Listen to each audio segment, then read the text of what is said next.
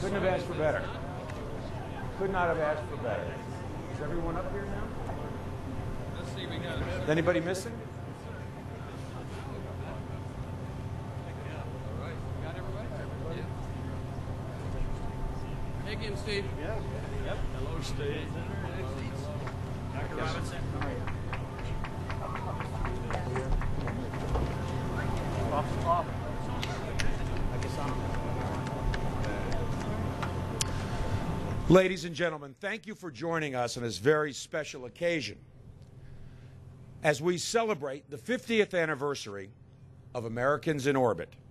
Before we get started this evening, we'd like you to welcome the Honor Guard of the 45th Space Wing and Patrick Air Force Base and Technical Sergeant Jennifer Fiora of the 920th Rescue Squadron for the singing of our national anthem.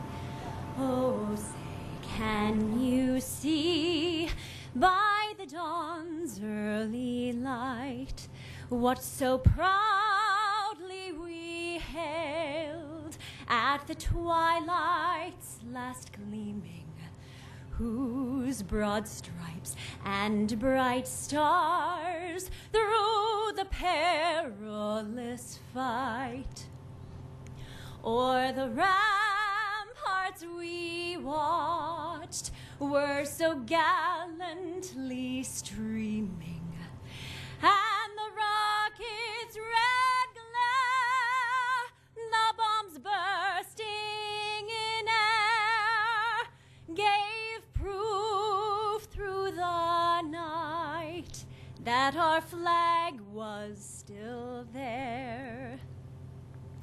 Oh, say does that star-spangled banner yet wave o'er the land of the free and the home of the brave?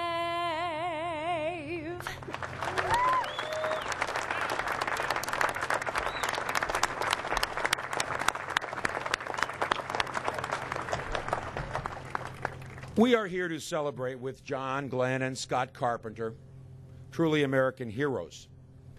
But we would be remiss if we did not also honor, as we sit here, Alan and Gus and Wally and Deke and Gordo and all of the men and women of the Mercury program.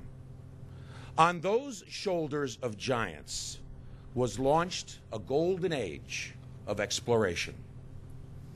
There are some special guests I'd like to recognize in the audience. Siggy Northcutt, daughter of Dr. Kurt Debus. Where are you, Siggy? Norma Wendt, daughter of Gunter Wendt. Laura Shepard Churchley, daughter of Alan Shepard.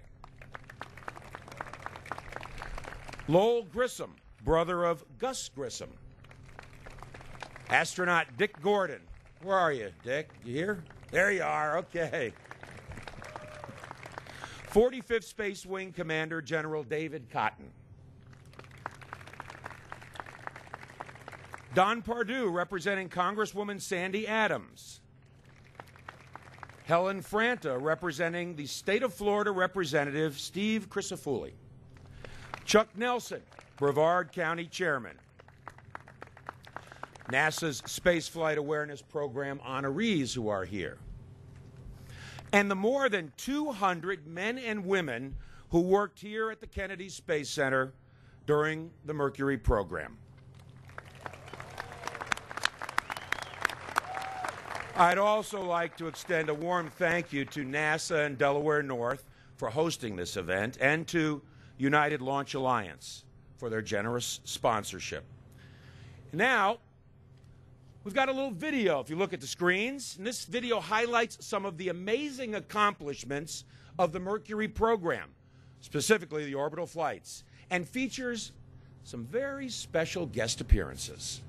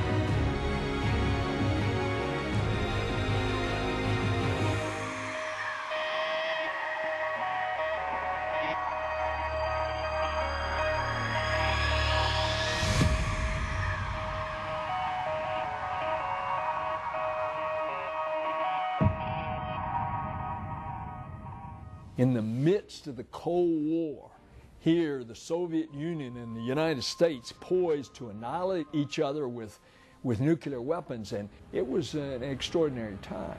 Of course, we were all given orders, which were supposed to be secret, to come to Washington and to not discuss the reason for those orders with anyone, even our wives. NASA finally got interested in sending somebody into space. It was such a new thing. It was all very, very secret at that time. We went through a long selection process, and which included physical and psychological and every measurement they knew how to make on the human body, I guess. So when we finally came down on, we were finally selected. We were very happy to be there and felt honored to be among the 7 to be selected. Well, I realized that I'd been chosen to be part of the first team. That was the end-all, be-all for me. The original 7 were, of course, figures that were revered. The engineers who were doing the designs, the launch crews who were doing the day in and day out work, and then the crew shimmying into those little tin cans called capsules that were taking us into the heavens.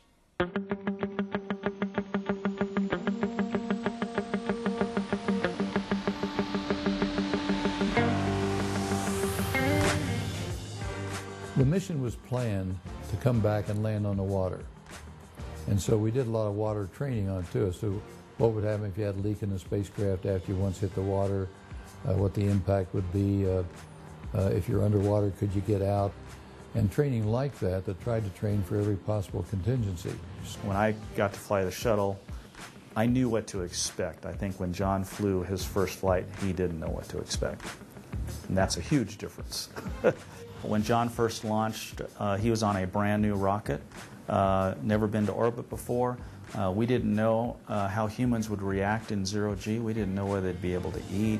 Some people said their eyes wouldn't focus. All kinds of crazy stories that John told me that they told him before he launched to expect. He didn't believe any of those, and most of them were not true, but we just didn't know back then. The day that I finally went, that was the 3rd time I had actually suited up and been on top, been locked in and ready to go. But when you finally get in the thing and you're ready to go, you're very, very busy. People think you're in there contemplating great thoughts, and I think it's more likely you're in there, as I was, double-checking all the instrumentation and talking to the people on the ground crew to make sure that everything was okay for launch. That countdown for the launch is something you've done time and time and time again, so it was, in a sense, just another day at the office. But this was real, and it caught everybody's attention.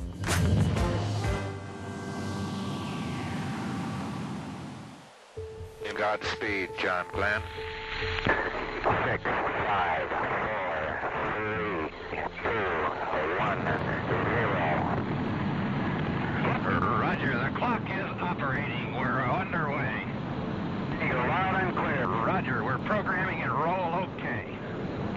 Godspeed, John Glenn. I was in the blockhouse when he was, and the last to speak to him before liftoff. Gus and Al had both done that, but they weren't riding on this big fuel tank that had the ability to give him more speed than what Al and Gus had had. They didn't have enough to coast all the way around the world. They just had enough to go up a little ways and fall back to earth. People look at all this fire and smoke on the ground, they think you're under huge stress inside. You're not. The thrust is just barely greater than the weight of the spacecraft, so you lift off very gently. And the more the fuel burns out there, the lighter it becomes, and the thrust is still high. So the farther you go up here on this entry into space, the more G's you feel inside.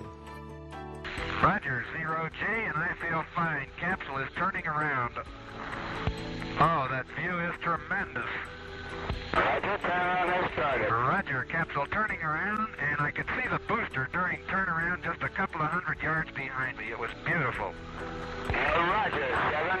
You have a go, at least 7 orbits. Roger, understand go for at least 7 orbits. Everything worked perfectly, and then there was an indication that John's heat shield was loose, which meant that after the 3rd orbit and on the deorbit that he would burn up if it was. Well, I certainly want to make it a two-way trip and come back, of course. It's the first thing I actually remember in my whole life is sitting in front of our nice black and white TV on the floor, because I had to get real close because, you know, I was really excited about this, watching the John Glenn flight. And the thing I remember most about it is sitting there worrying about whether or not John Glenn was going to survive when that heat shield was, you know, getting loose.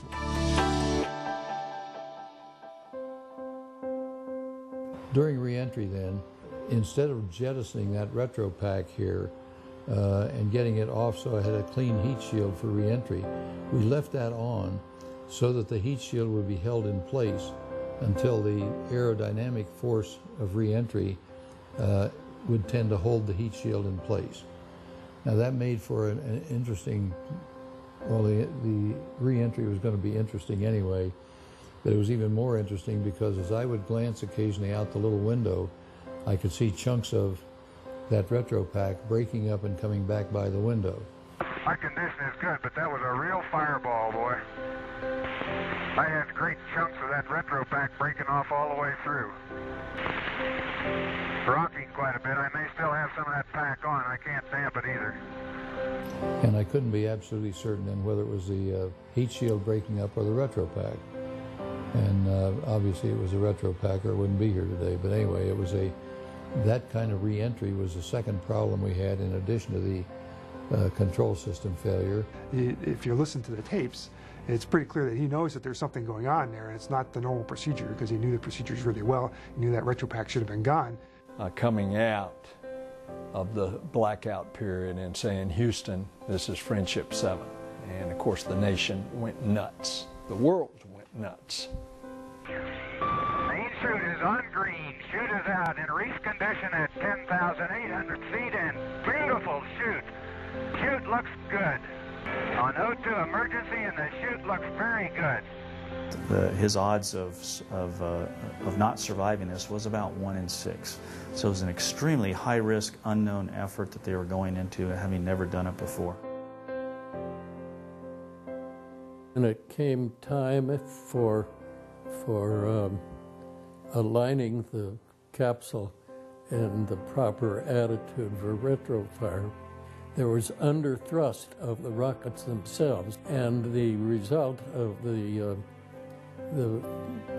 intermittently failed horizon scanner meant that the rockets were pointed in the wrong direction.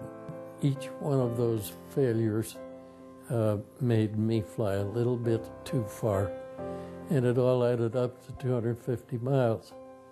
Had a lot of people frightened. I was not frightened by that because, contrary to their lack of knowledge about my location. I knew exactly where I was. I was back on the water where I wanted to be. We did research. We learned the new things first. And those were, and with a little investment and educated citizenry, away we went. With became a leader in the world in just about a century and a quarter. It was a total, resounding success.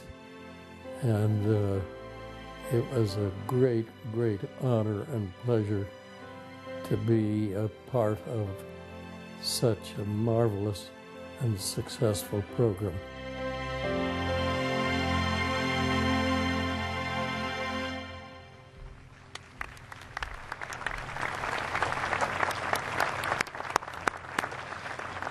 I was just talking to Bob Cabana, Kennedy Space Center director, and I said, boy, Bob was saying, what a spectacular night this turned out to be. It really is. The weather's ideal. I hope I didn't jinx it. Bob Cabana is the 10th director of the Kennedy Space Center here. He manages a team of 9,000 civil servants and contract employees. Prior to his appointment to the Kennedy Space Center in October of 2008, he was a former Space Shuttle astronaut, served as director of NASA's Stennis Space Center in Mississippi. He's flown on 4 Space Shuttle missions, serving as the pilot of Discovery on STS-41 in October of 1990, the pilot of Discovery on STS-53 in December of 1992, the commander of Columbia on STS-65 in July 1994, and the commander of Endeavour on STS-88. That was the first space station assembly mission in December of 1998. Mr. Cabana also shares the distinction with Senator Glenn of serving as a colonel in the United States Marine Corps. Please welcome Kennedy Space Center Director Robert Cabana.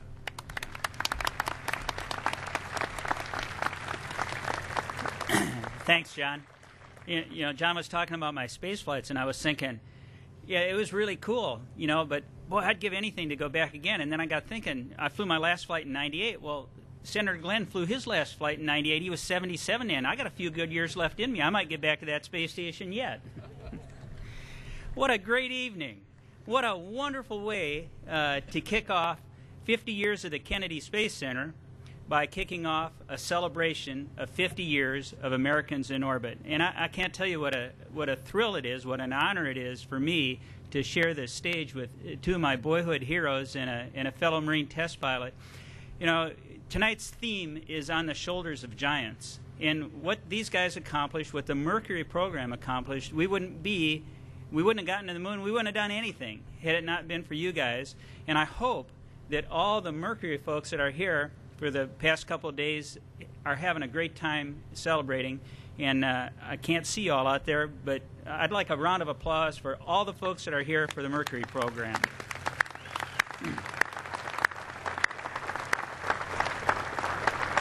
Now, I definitely want to thank Delaware North and all of my folks at KSC that helped put tonight together, but there was one person in particular, as far as this Mercury reunion goes, that was just tenacious in his ability to pull it together. Is Hugh Harris out there? Hugh, thank you.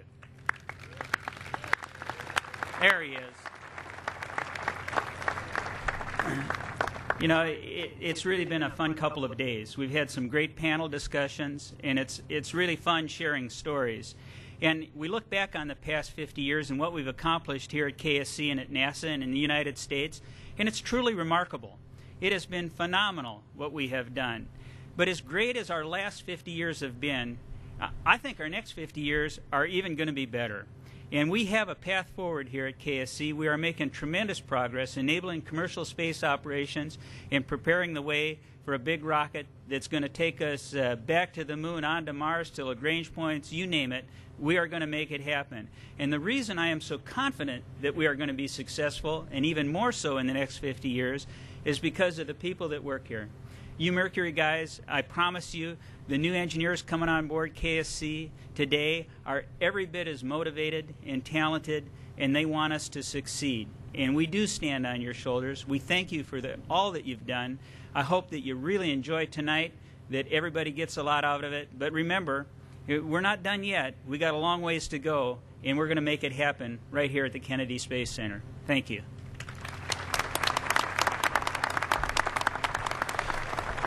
Bob actually provided me with a moment that I will carry with me forever. Last year when he took me inside Discovery over in the Vehicle Assembly Building, and I think we were in the Vehicle Assembly Building, wasn't it? It was in the OPF. In the OPF. It was in the OPF at the time.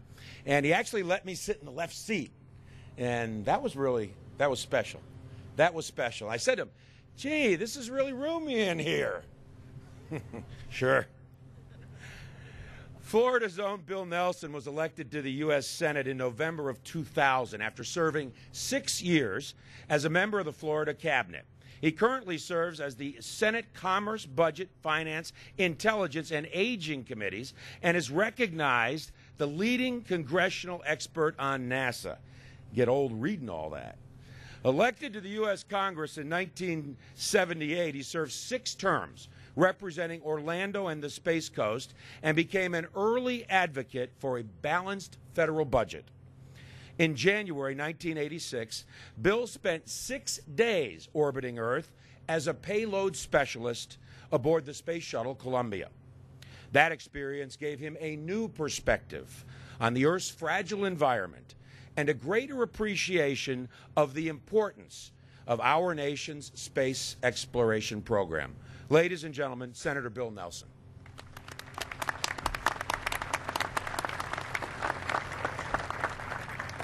To John and to Scott, but we're really all here to recognize this team that made it all possible. And these two gentlemen are exactly that kind of person. They don't take the credit, they give the credit back, and that credit does belong to you all.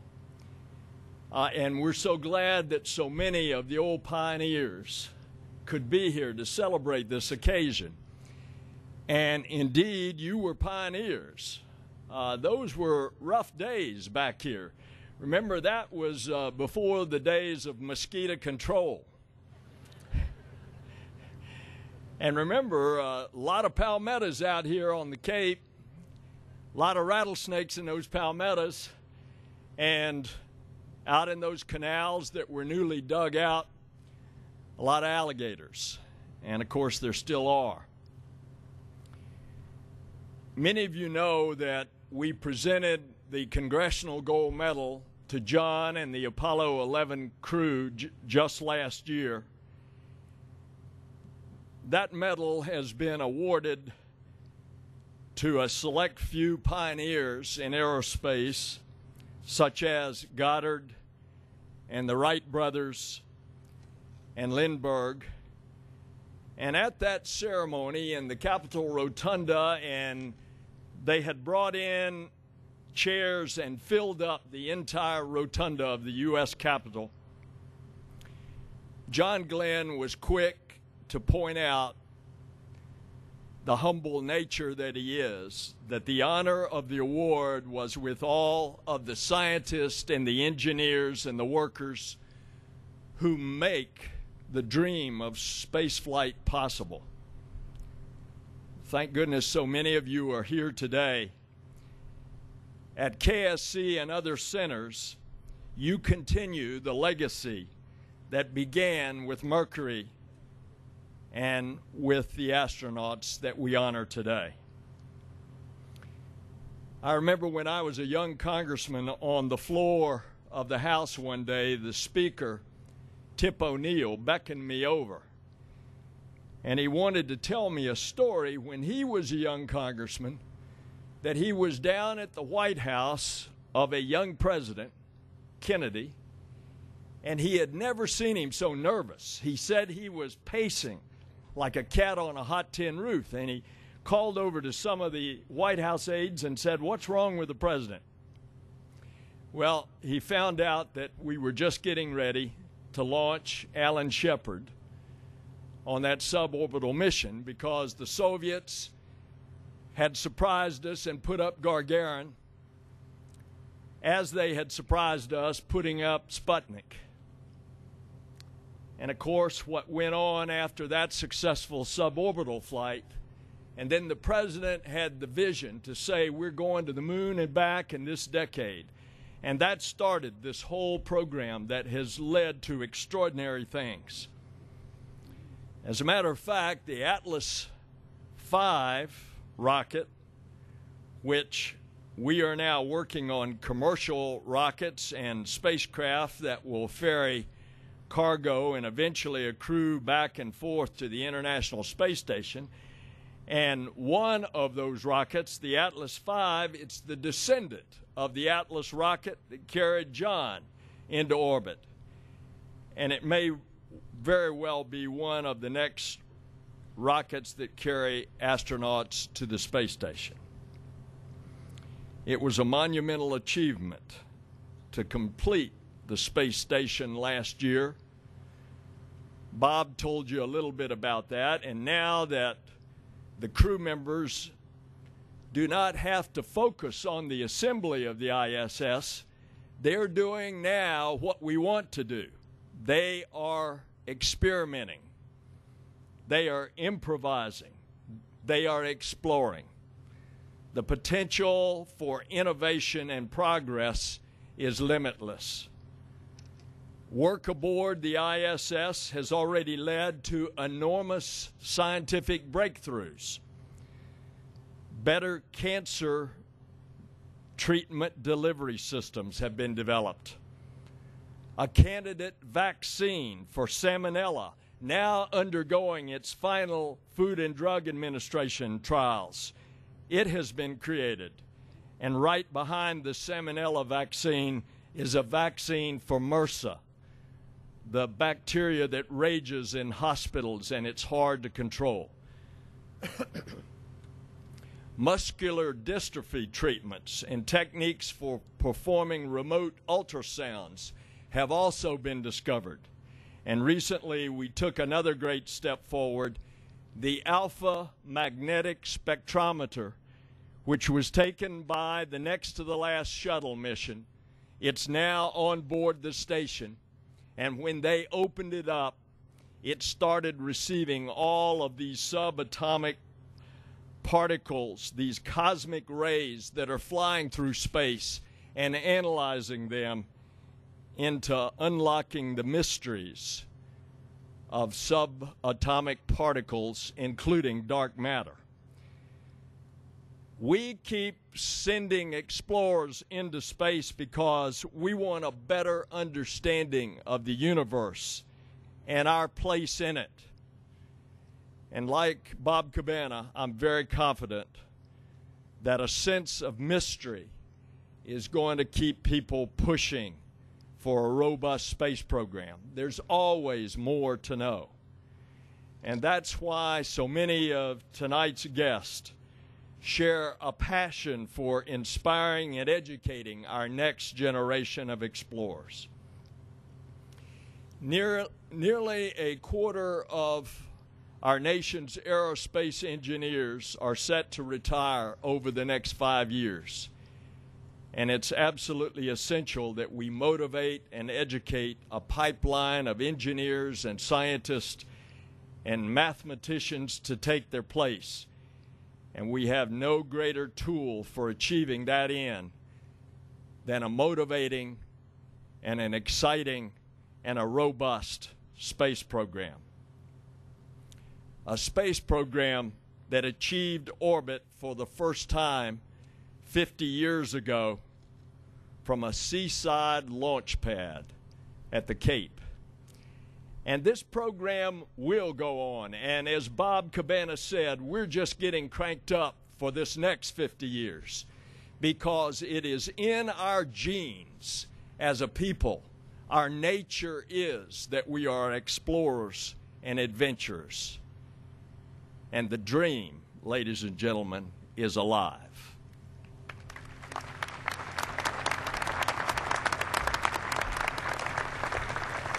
Congressman Bill Posey represents Florida's 15th congressional district, which encompasses most of Brevard County, south of the city of Cocoa, Indian River County, most of Osceola County, and a small portion of northern Polk County. So it's pretty big. Posey was elected to the U.S. House of Representatives in 2008 and is currently serving in his second term. In the House, Congressman Posey serves on the Financial Services Committee and its two subcommittees on capital markets and government-sponsored enterprises and oversight and investigations. Ladies and gentlemen, please welcome Bill Posey.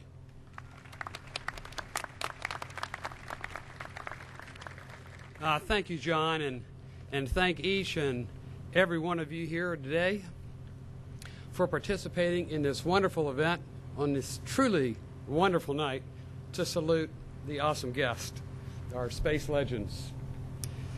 I was asked to take a few minutes to share how I believe the orbital flights impacted the Space Coast and the state.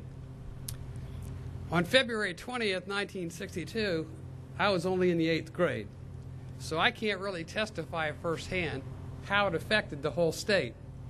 But I can tell you a little bit about how it affected the Space Coast. First and foremost, obviously, the orbital flights were and are the reason we became known and are still known as the Space Coast. Back in the day, schools used to have fire drills before they launched. Purely coincidental, I'm sure, but it allowed the children to go out into schoolyards and we could witness history being made firsthand. When we were out there, the boys would all be anxious and enthusiastic about having our guys beat the Russians in the space race. The girls, they were a little bit more sensitive. Most of them were crying prior to all your launches, realizing the real and present dangers faced by our pioneers and their families. Back in the day, everything in the Space Coast revolved around the Cape. And just in case someone was a couch potato, lived under a rock, or for some other reason might not have known about all the exciting things that were taking place here, there was a popular comedy TV series in the 60s, some of you may remember it, I Dream of Jeannie. It may have been filmed in California, but everybody in the world knows it was set in Cocoa Beach in Cape Canaveral. How else did these flights impact the Space Coast, Brevard County? Well, from the mid-50s to the mid-60s, Brevard County was the fastest growing county in the United States of America, second to none. The highest per capita income in the United States of America, second to none. The lowest per capita age in the United States of America, second to none. A few other statistics I won't go into. It also had the highest number, I'm told, I couldn't prove this, per capita number of Corvettes in the nation, which were figuratively and literally led by our Corvette driving astronauts. Aircraft companies, later to be known as aerospace companies, all across the nation spent their most talented, their best men and women to the Cape to support the launch industry. And many others came in pursuit of the many economic opportunities that the launch programs provided. It turned the Space Coast into an incredibly diverse series of communities. Citizens of all backgrounds, from all places, all races, and walks of life, who worked hard and played well together, solidified by the common goal of universally, unequivocally, 100% supporting America's efforts to be first in space and supporting the men atop the rocket. From their very first introduction to the public, our space heroes, the giants we honor here tonight, as the record clearly shows, spoke eloquently about God, country, and family. They were the real deal. They truly had the right stuff. And everyone, I mean everyone, loved and respected them. They set the tone and good examples for the entire space community. their hard work, their courage, their patriotism, dedication, and many other fine defining qualities of them and those who supported and followed them led the way to the accomplishments and the almost infinite number of benefits which we take for granted today. Yes, they and many of you here and many of relatives of you here helped make the Space Coast, the state, and for that matter, the nation and the entire world a better and safer place. And frankly, at the end of the day, I don't think anything has ever impacted the Space Coast as positively and as much. God bless these men. May God bless each and every one of you here today. May God be with your colleagues who have gone on to glory. And may God continue to shine his light and bless the United States of America. Thank you.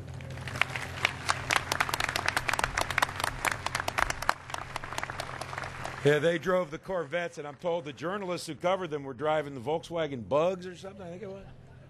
I guess that's appropriate.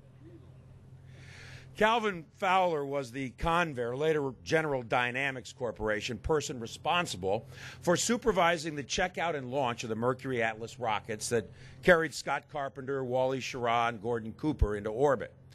Fowler's responsibility was to make sure that his launch team understood why failures occurred and to make sure that it wouldn't happen on the Mercury launch. He didn't want them to go up and come down before they were supposed to.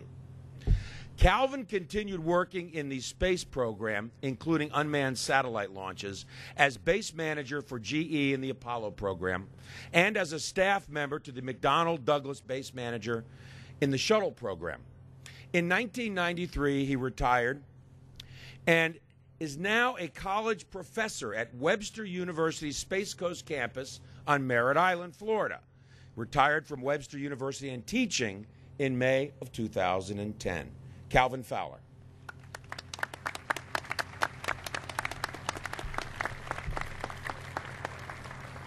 I can't see you, but many of you out there worked for me on the Mercury program on Pad 14. I'm up here representing you tonight, not me. You did the work.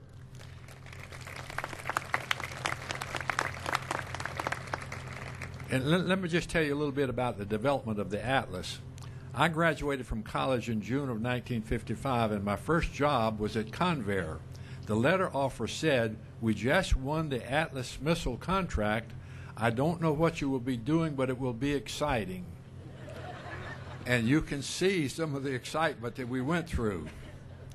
Now, the weapon system we were developing, we were in a Cold War with Russia. You know, we were thinking they were developing missiles aimed at us, and we had to develop missiles to aim at them. And I got involved in that in addition to working down here. I got sent out to Cheyenne in 1960 to deploy Atlases, and in 16 months I was out there. We deployed 18 of them that the Air Force could put the warhead on them and aim them at Moscow. So I think we won that war because they never did shoot at us, because they knew we had enough to shoot back at them. Now, when I came back from there, then I got involved in the Mercury program after John's flight. And again, as I say, you know, you guys did the work for me. My job was just to make sure the conditions were so you could do your job, getting everything checked out according to the procedures that we had developed over the many years, everything that was done, every problem that came up, we got it approved, discussed, resolved, and no questions asked that when it came time to launch, you guys had it ready. And then I got the credit of going in and saying, T-minus 18 seconds and counting, engine start. And the astronauts went away. And all because of your work, not my work. You were the ones that did the checkout, and I was just representing you, you know, and I got to push the button for you. So thank you for giving me that opportunity. Now, after that, I went with GE because they had some management problems that they needed solving, didn't know how to solve. I solved the problems there. That was always a forte of mine, of solving management problems. I worked for them for a long time, eventually became base manager in the Apollo program. When that was over, just like at the end of Shuttle, you know, a lot of people were laid off. I couldn't replace all of my GE people. But Valley Forge thought enough of me to pull me up there because they had some problems they didn't know how to solve. I went up there and solved those problems. Finally, I got tired of the cold weather, and I moved back down here in the shuttle program. And then it said I became a college professor, and I am retired from that now, but I'm tired of doing this. I'm ready to go back teaching again because I can't get a job in the space program at my age. But I want to thank you for letting me represent you in the Mercury program. Thanks.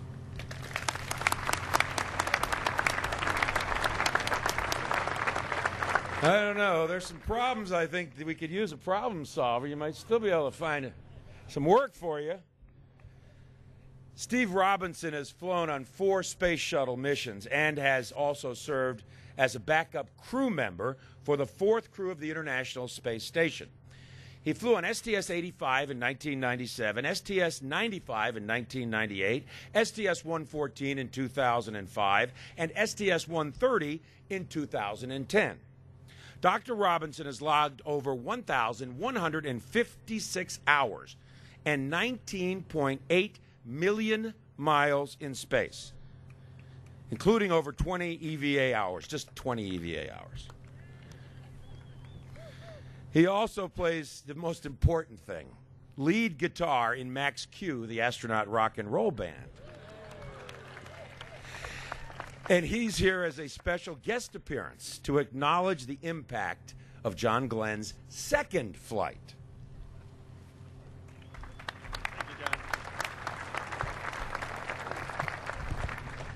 Thank you all. It's an honor to be here. And it's great to be the youngest astronaut on the stage. That doesn't happen very often to me anymore. You know, this 50th anniversary thing is a big buzz in the astronaut office these days. And earlier this week, I was talking with some of my colleagues, and I said, you know, for John Glenn's first mission, I won 2nd prize in the San Francisco Chronicle Kids Art Contest by drawing a picture of John Glenn's rocket. And 36 years later, I was strapped into the good ship Space Shuttle Discovery on the pad right next to John Glenn being ready to launch.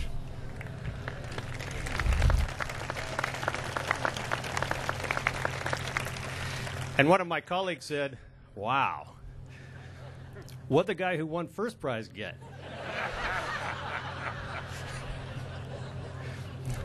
So here we are celebrating the first half century of Americans exploring space. And this could not be possible without doing just what this whole theme of tonight is called, standing on the shoulders of giants. The thousands upon thousands of people over the generations now who were the scientists, the engineers, the technicians, the support staff, but what they really were the dreamers and the true believers who were joined together at the heart to do something that the rest of humanity thought was probably impossible. It was very close to that. We astronauts, we're the representative ones. Just like Cal Fowler said, representation, we're standing up here, we're the most visible part, but not the most important part. We represent the peak of the pyramid of the nation's dreams and optimism and curiosity and restless enthusiasm to see what's over the next hill. Now, when Senator John Glenn, an American icon, was assigned to a space shuttle mission, it didn't really surprise us in the astronaut office too much because he was supposed to get 7 orbits that first time. He only got 3. So in what has to be a pretty much the best example of good politicking, I think he managed to get his last few orbits. But some people applauded the decision, some people criticized it. But what many people didn't realize was this space shuttle mission was one of NASA's most ambitious science missions ever attempted. And in a science mission, you have the commander of the mission, and then the person responsible for the science on the mission is called the payload commander. And that was my job on that mission, which was very exciting and a huge job. And then I found out that Senator Glenn was going to be on the crew. And then I found out that meant I was the guy that told Senator Glenn what to do. I was Senator Glenn's boss. The guy used to draw his rocket. This made me very nervous. Strapping into a rocket was nothing, but that made me nervous. So my commander and I had some good talks about that, and Senator Glenn finally showed up, and I sat down and I said, you know, this is a really busy mission, and frankly, it doesn't matter who you are. You're going to have to work like a dog just like the rest of us. How silly of me to think that I needed to tell a Marine fighter pilot to work hard. All right, so next thing you know, I say, now I can call him John after a while, and John, you got to learn how to work these laptop computers, because we've got 20 of them on board. We literally did, and you're going to have to be the boss of some of those. And he says, well, Steve, I usually let younger people operate the computers. I said, nope, you got to do that. And next thing you know, I'm getting calls from the people who train us how to do the computers. You know, we can't get this guy from stopping bugging us. Can you get... He knows how to do everything he needs to do, but he still wants more training. He wants to become more of an expert, and we're running out of time. So we found that happen in everything in training for SDS-95 on that mission. And we were very busy, and John was a very, very productive member of the crew, not only as part of the crew that stood in for the hands and eyes and minds of the scientists on the ground to do experiments, but also as an experiment himself. We did a tremendous amount of studying of the human body at that age, and I'm happy to say it held up really, really well. When we did emergency training, we were worried, you know, John's 77 years old. In emergency, you got to get out of the shuttle quickly, wearing a whole lot of equipment. It's heavy, it's awkward, it's confusing, tend to fall down, and so we developed a plan to take care of him if we had to. So here comes the first. I never told you this, did I? Here comes the first emergency training session, what we had, the simulation. And, you know, they start the clock, they sound the emergency, we start unstrapping, people start getting out, we start to put the plan together. Where's John? He's out, he's gone. And we realized he's had more emergency training in his life than all of us put together. Skunked again. So this is how it went for that mission. And so finally, we got up in orbit. The public affairs folks had told us at one time, hey, we're going to put a little camera kind of hidden in the cracks down to look at John Glenn's face while they launch. And so we said, okay, and we were getting used to cameras by then. And so we launched, and things went great. We had a great time. And we had forgotten about this camera because it was sort of hidden in a crack. Later, come to find out, when we looked at the tape and had to beam it back down to the ground for the hungry masses of media that couldn't wait to see John Glenn as he launched, the camera was a little misaligned. It was pointed right at me. What a disappointment. So many things happened during that mission. We were extremely busy. Things went very well. Most of them did, not everything, as is normal in space flight. But we had a wonderful time, and we learned a lot from each other. We bond together like no other in a space shuttle mission crew. I remember one day we were eating lunch, and John was eating his tortilla. It might have been a peanut butter and jelly tortilla. That's a favorite. Except he was upside down on the middeck. The rest of us were right side up, upside down. I said, John, why are you eating your lunch upside down? He said, because I can. Good point. And remember that computer thing. So one day he's typing on the computer. I said, boy, John, you really got good at those things. Yeah, typing an email. Hey, typing to Annie? No, to the president. I said, the president? You have the president's email address?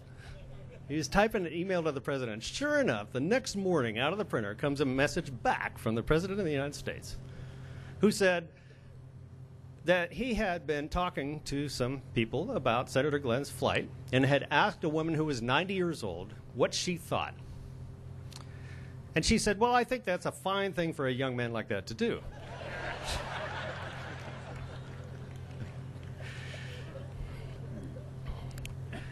You know, the Mercury program changed America's image of itself. After that, people said, well, if we can fly in space, why then we can. Number of positive things. So the American psyche became became stronger and different because of the success of the Mercury program and the people that were in it. And after SDS-95, John Glenn, after having been a role model for kids in my generation, became a role model for my parents. What an amazing thing, and kind of sort of an amazing reverse evolution. People all around America said, senior status said, if John Glenn can do that at 77, why I can. And so this is the power of the space program and the people in it to make America see how great it really is and how great it could be even better. And I think the space program will continue doing that. Of the 332 people Americans who have orbited the Earth, 5 of whom are represented here on this stage today, every one of us has truly stood on the shoulders of giants, the people who kept dreaming, who kept believing in the impossible, and still are. So I just spoke on the phone a couple of days ago with the commander of the space station, Commander Dan Burbank, and his crew. 6 people on the space station right now, working harder than people even can imagine to work, continuing the dream, still standing on the shoulders of giants. We will continue that as long as giants are still around. So thank you, Giants of NASA, for the past, the present, and the future.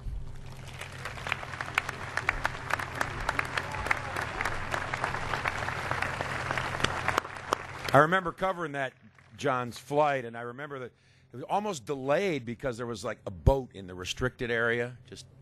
I think you remember that. 6 days after John's flight, he addressed a joint session of Congress. And he said, quote, "As our knowledge of the universe in which we live increases, may God grant us the wisdom and guidance to use it wisely." Very eloquent. He also liked to poke fun at times at the risk when a journalist like myself would ask him, what about the risk? And he said, quote, "We used to joke about it in the past when people would say, 'What do you think on the launch pad?' And the standard answer was, 'How do you think you'd feel if you knew you were on top of 2 million parts built by the lowest bidder on a government contract?'" That's a direct quote. Scott Carpenter was the backup for John's flight, and Scott was in mission control. And Scott, of course, uttered those famous words, "Godspeed, John Glenn." And I asked Scott, I said, had you prepared that, thought about that ahead of time? He said, no. He says, I did not. I just knew that John, because he was going into orbit, was going to need a lot of speed. And 3 months later, of course, Scott also had his turn at flying. And, one other thing that I asked Scott, I said, "Scott, did you prefer outer space or inner space?" Because, the Aquanaut program, heavily involved in that. And he said that he really hadn't made up his mind which one. But he said, and I'm going to quote him here as well, he told me, the difference was glory. John Glenn, Scott Carpenter. I'd like to get the two of you to come up here, please. And we have over here a rocket that we want you to sign.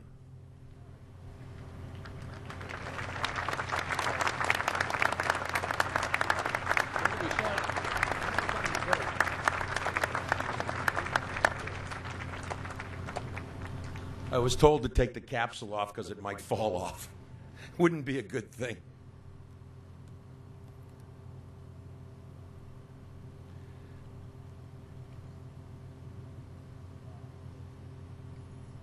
This Mercury Atlas model will be forevermore displayed at the Kennedy Space Center Visitor Complex.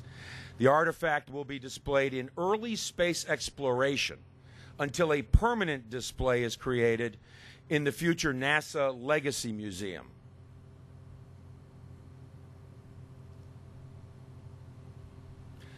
Ladies and gentlemen, the first 2 Americans to orbit our planet Earth, Senator John Glenn and Scott Carpenter. Senator. Thank you. Thank you all very much. Thank you.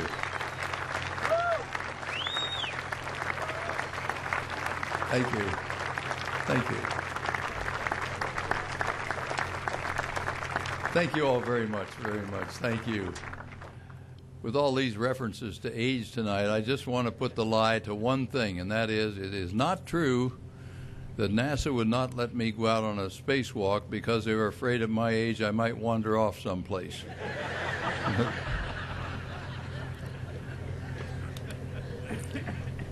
But it is true, I do get a lot of emails joking about age, and I think you might get a kick out of a couple of them there. They have no relation to anything except I just think they're funny.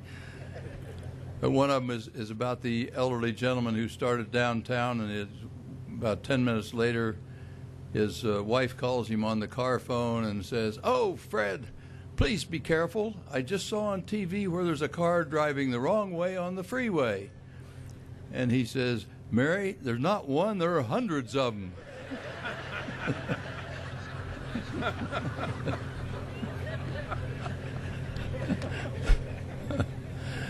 And another one was the three old astronauts are walking out across the ramp. And you know, as you get older, some of your faculties do change, and not always for the better. And so the three elderly astronauts are walking out across the ramp, and the first one says, "It's windy." And the second one looks at him and says, "No, it's Thursday." And the third one said, "Oh, me too. Let's go get a beer."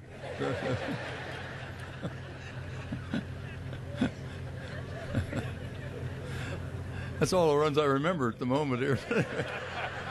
Has no relationship to anything except I just wanted to share that with you. Anyway, well, thank you all for being here tonight.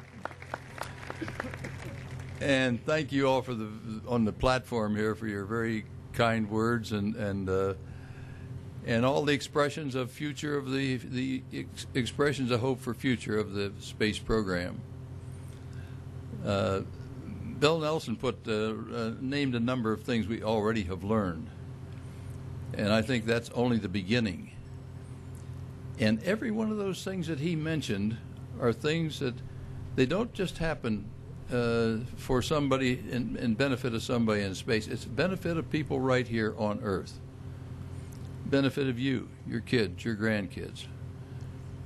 And that to me is the important part. I think the space program has always meant two kinds of exploration to me. And number one is just going new places, low Earth orbit, moon, beyond, sometime to Mars, so on. And that's important. That's the exploration. That's the macro exploration. But equally important are those things that Bill talked about that are what we learn to do as we travel to new places. We use that ability then to research more and more different things we never contemplated to begin with. And that's the micro exploration, the laboratory type exploration that is evident in the International Space Station.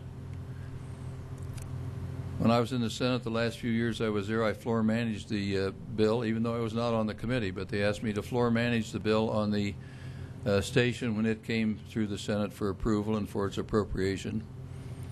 And I did that because I thought it had more potential for benefit for people right here on Earth because of the research we could do there in this most unique laboratory ever put up than any other thing I'd ever dealt with. And that's in the micro exploration area. And we spent over $100 billion putting that up there. Very expensive, but it has the greatest potential for good also.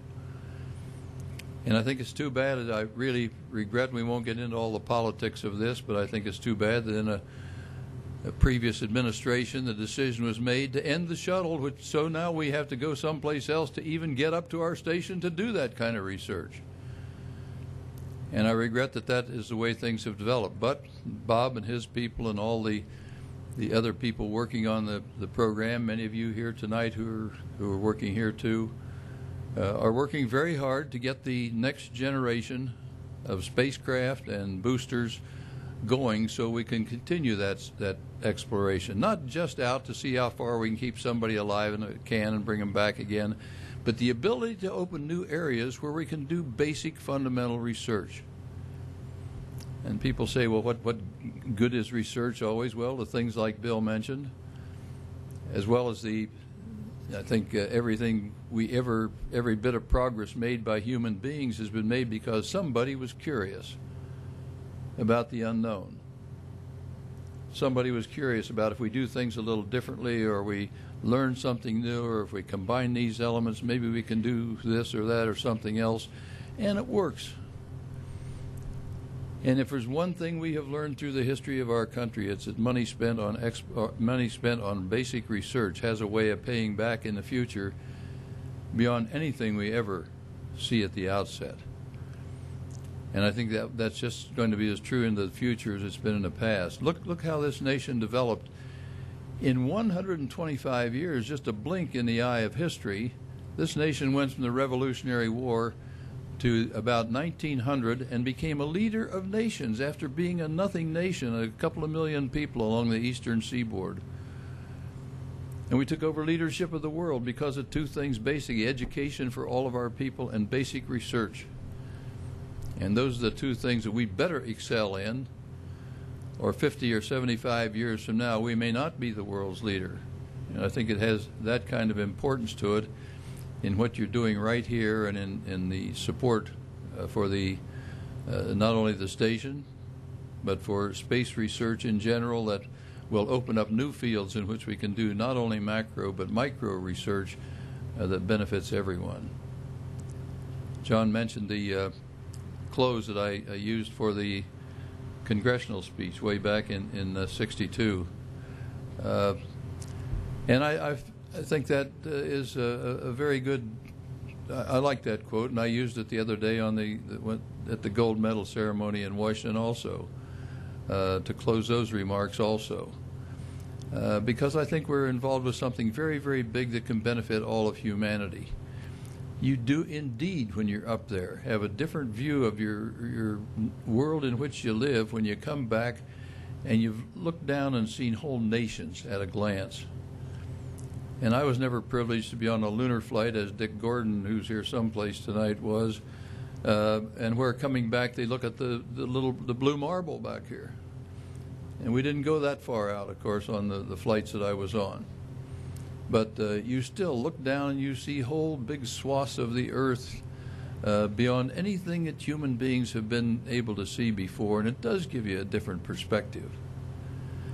And I might say that the more we share this with other people and work together, the more we perhaps are working toward peace in the world. Just a little side note on that one here, and then I'm going on too long here already. But just a little side note on that. Before that first orbital flight, I was looking at the maps one day, and the orbital track was on there, and I thought, this is going to go over in Southwest Africa. It's going to go over the edge of the Namibia and the Kalahari Desert. Now, there are Aborigines still out in that area that we don't know much about. And up across the center of Australia, the Aborigines there in the outback are still there. And up across Papua New Guinea on one of the orbits. And across there, all those three areas where there are three areas that still have Aborigines left. And I was thinking, if I had to make an emergency re-entry and came down in one of those areas, well, the people on the ground there might hear a sonic boom, kerboom, they look up, here comes a little black dot, comes down, thing billows out of it. It comes down in the clearing here and sets down, and the hatch blows off the side, and out steps this thing in a silver suit. You're going to be one of two or three things. You're going to be God, chief, or dead. Pretty quick. So you better have some means of communicating. And so I wrote out a little message. Me, big friend, take me to your leader, all the things that you would think about. And had this very serious message translated into some of the more primitive languages of the world that were most likely to be used in those particular areas, and had them translated into phonetic language that I could use to try to get this message across, if in the unlikely event I had to come down in one of these areas. And what I'm building up to is this. In those more primitive languages of the world, the word for stranger and the word for enemy were the same word. In other words, if you don't know somebody, you're much more likely to consider them an enemy and want to fight them and be against them, and you're automatically against them because you don't know them. And what have we done in the space program? We have 16 nations working together, the biggest cooperative international program ever put together any time in the International Space Station. And future plans are to work with other nations in this, and so it's a force for good in that area too, in addition just to the pure scientific information that we have. Thank you all for being here tonight, and for the support that all of you give, and for the group that we met with before, the pioneers. I must say, in the group that many of you came over here tonight after we had met earlier with some of the people who were workers on the flight, on Mercury flights back in those early days. And there are a lot more bald heads and gray heads in that group than others, but those are the people who did lay the foundation for what goes on in all these other areas. And so we may be up on the point of that thing and get a lot of the attention, and we had ticker tape parades and all that sort of thing, but the people that made it work, that are doing the research that's so important for this country and for the world and for how we get along with everybody, you're the ones who deserve the accolade, so give yourselves a great big ovation.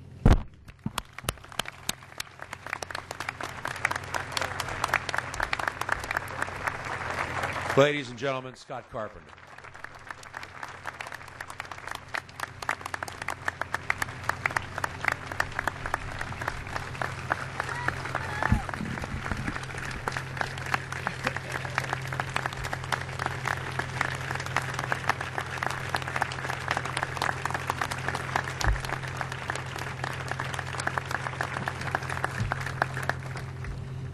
That is the first time I have ever stood at a podium and heard applause that I didn't feel I should quiet. You earned it. I also have been blindsided tonight. I didn't know I was going to have to follow in the footsteps of so many stand-up comics. I had a lot of things to say, especially to this group here gathered, who are pioneers and plank owners and contributors for half a century to what we did here. We are so deeply indebted to you for your selfless 50 years of hard work to get the monumental events off the ground that we celebrate here tonight. There are some monuments left standing here, some of them showing the effects of age, but they are still monuments, even though they haven't lasted as well as some of the people who were part of here. But the point is, even though the monuments have been degraded by age, the monumental efforts that we celebrate here have not changed, and they will never change.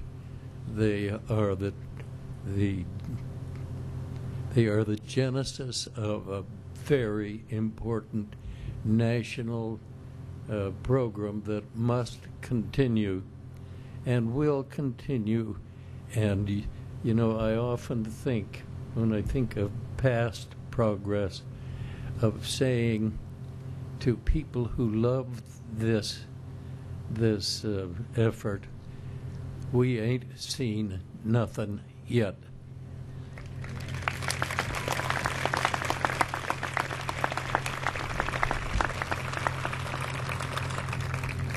I offer this in support of that belief. When I was in the second grade, we read a cartoon strip called Buck Rogers in the 25th Century. I, as a young boy at that time, believed firmly that what Buck Rogers did in 1930 would actually come to pass, but it would be 500 years, that into the 25th century before that happened. Lo and behold, we were doing in 1960 what we read about in 1930 that would take 500 years. It took 30. I refer, that shows incredible progress in a very short period, beyond anything we could imagine. I mention here an article in the New York Times last Tuesday about John Glenn. It gave a great story about his marvelous accomplishments, his growth from a young boy to a national hero, and it quoted Tom Wolfe, the well-known author of The Right Stuff. Tom said, "John Glenn is the last of this nation's great heroes. New York City will never see again a parade for a man of such heroic proportions, and at the same time see the policeman weeping on the corner out of respect and pride for what the nation and this man has accomplished." That's a true example of praise for the man, and I hate to disagree with Tom Wolfe, but I do believe he missed one thing, and that is the progress of technology, and suggests that maybe one day before too long, the great hero John Glenn himself may be replaced by another national hero who represents the command of a Mars crew returned safely. That's what we have to look forward to.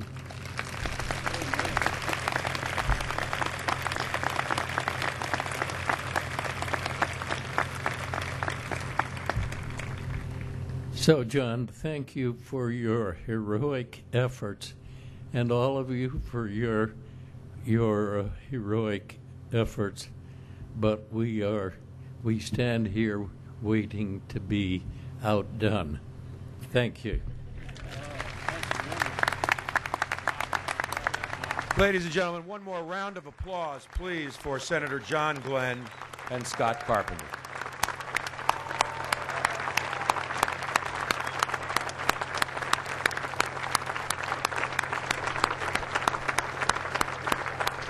Before you leave here tonight, I'd like all of you to just look up at the night sky for a moment, and we did get lucky, no rain, and think of what has been built on the shoulders of the giants.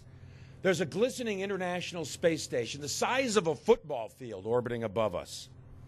There's a telescope named Kepler that seemingly every day is finding new planets, Earth-sized and perhaps Earth-like. There's a rover named Curiosity that, as we sit here, is making its way to Mars to look for the building blocks of life on another planet. The Voyager spacecraft are in an area called the heliosheath, at the very edge of our solar system, about to leave the solar system after traveling 9 billion miles. We can perhaps here just use those words of the poet Robert Frost and say, "And miles to go before I sleep." Ladies and gentlemen, thank you so much for being here.